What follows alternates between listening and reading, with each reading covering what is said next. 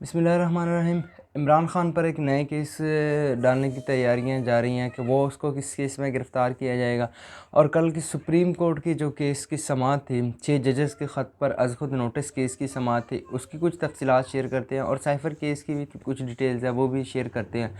कल जो जस्टिस अतर मिनल्ला साहब की कुछ आम रिमार्क्स है और सबसे जो आम बात है वो जस्टिस सैयद मंसूर अली शाह साहब की ने कुछ आम रिमार्क्स दिए और चीफ़ जस्टिस काज़ी फ़ायज़ा साहब ने भी एक बड़ी अहम बात की, उसको भी हम हाईलाइट करते हैं। वो क्या तफ़सीलात हैं कल और ये सारी आपके साथ अभी अपडेट्स हम शेयर करते हैं। नाज़रीन, मेरा नाम मोहम्मद उमर फ़ारूक है, आप हमारा डिजिटल चैनल देख रहे हैं उमर राजपूत।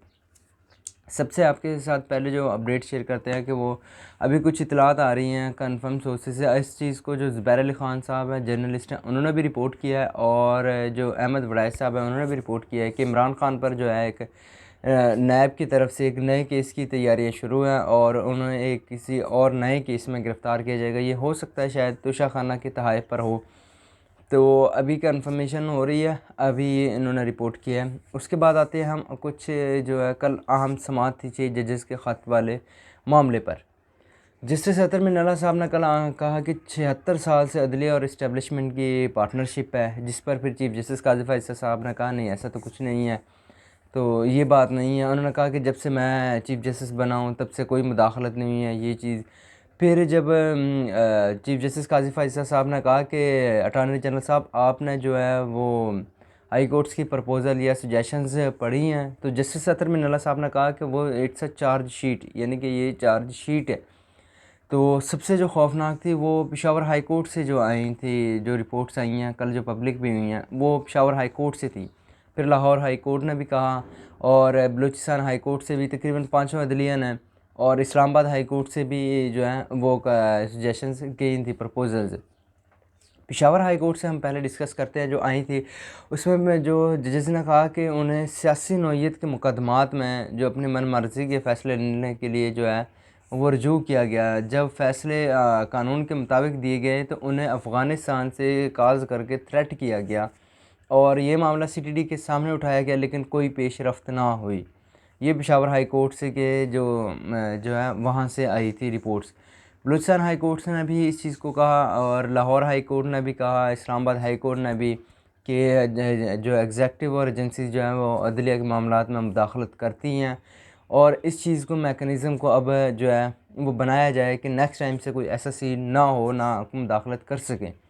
जिससे सैयद मंसूर अली शाह साहब ने भी इस चीज़ के हवाले से कोई बात की, क्योंकि आने वाले चीफ़ जस्टिस भी वही हैं 3-4 माह तक। अगर मैं कानूनी जो चीफ़ जस्टिस काज़ी फ़ायज़ा साहब को तौसील ना मिली, एक्सटेंशन ना मिली, तो आने वाले चीफ़ जस्टिस हैं जस्टिस मंसूर अली शाह साहब होंगे। तो इस पर वो उन्होंने भी कहा कि ये क्या चीज़ कल्चर है कि कोई फ़ोन टैप कर रहा है, इधर ना बैठें उधर ना बैठें, इस कमरे में चले जाएँ, फ़लाँ चले जाएँ, तो ये क्या कल्चर है, क्या ये सियासत है। तो जस्टिस अतर मिनल्ला साहब ने भी बड़े अहम रिमार्क्स दिए कि जब रियासत एग्रेसिव हो जाती है तो फिर कोई भी शहरी आवाज़ उठाने से डरता है।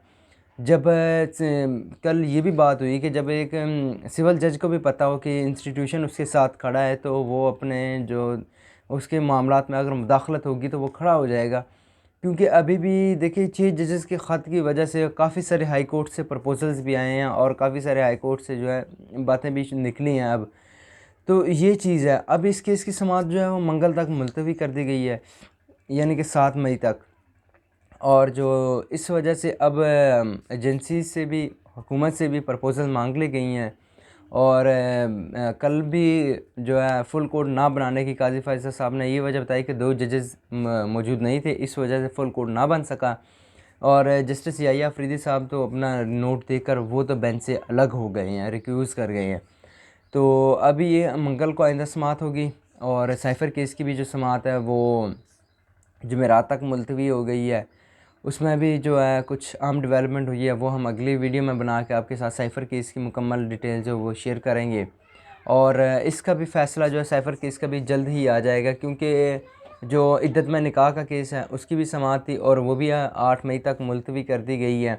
और जज जो शारख अर्जमंद साहब थे उन पर जो है वो उन्होंने एतराज़ कर दिया कि हमें आप पर एतराज़ है कि आपने इमरान ख़ान के और उस बुशरा बेगम की हिमायत में कुछ बातें की हैं, इस वजह से तो ये जो केस है वो किसी और अदालत को मुंतकिल कर दिया जाए। तो जज साहब ने हैरानगी से कहा कि 21 साल में पहली बार ऐसा हुआ है कि मुझ पर किसी ने कहा हो, अदम एतमाद किया हो, सॉरी एतराज़ नहीं, अदम एतमाद किया हो। तो उन्होंने ये मुस्तरद कर दिया। उन्होंने कहा 8 मई को अगर आपने जो आर्गूमेंट्स ना दिए तो जो हम केस सुनकर इसका फ़ैसला कर देंगे। और कल अटार्नी जनरल साहब ने जो है एक बड़ी अहम बात की। उन्होंने कहा कि जस्टिस बाबर सत्तार के ख़िलाफ़ अगर कोई ऐसी चीज़ होती है तो इस्तीफ़ा देकर वो उनका केस लड़ेंगे, क्योंकि जब ये इनको अदालत में लाया है, जब वो जज बन रहे थे, तब उनके जो टैक्स के मामला था वो सारे क्लियर थे और सब चीज़ हमने देख ली थी। तो ये चीज़ थी कि अटार्नी जनरल साहब ने कहा कि अगर जस्टिस बाबर सत्तार साहब के ख़िलाफ़ कुछ भी किया जाता है तो वो इस्तीफ़ा देकर उनका केस लड़ेंगे।